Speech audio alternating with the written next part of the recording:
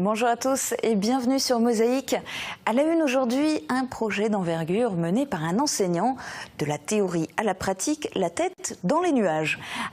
Un ballon pour sonder l'atmosphère. Une classe de 3e du collège Robert Doisneau de Sarralbe et leur professeur de mathématiques ont levé les yeux au ciel samedi matin.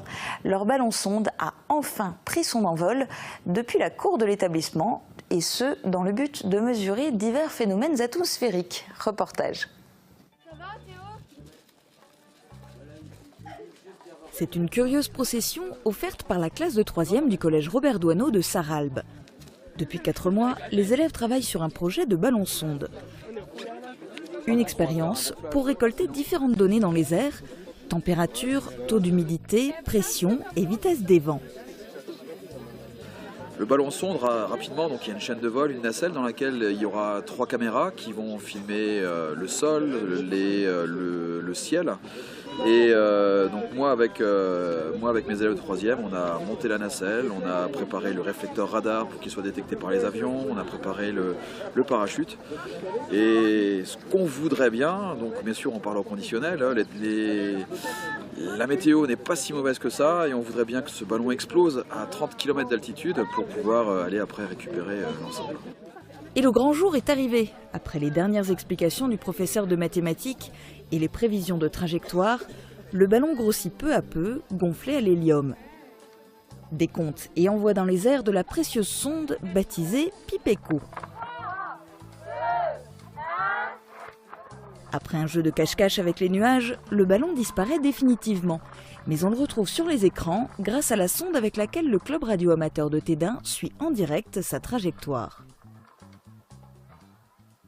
Après plusieurs heures dans les airs, le ballon a finalement explosé à Laufen, en Allemagne, à près de 250 km de son point de départ. Un atterrissage difficile car le matériel s'est retrouvé coincé dans un arbre. Après avoir récupéré la sonde intacte, c'est maintenant aux élèves de se pencher sur les données récoltées. Donc toutes les données vont être récupérées. Déjà, elles sont, comme on suit tout ça en direct, elles vont être récupérées sous forme de tableur. Pour l'instant, les élèves, je ne leur ai pas tout dit, donc c'est eux qui vont devoir le découvrir. Avec toutes les données GPS, on va vraiment vérifier si la vitesse va accélérer, va diminuer. D'après la théorie, toujours pareil, le ballon devrait dépasser les 200 km/h. Et on va vérifier ce genre de choses. Et pour découvrir ce qu'a filmé le ballon sonde, on vous laisse avec les images tournées depuis la nacelle.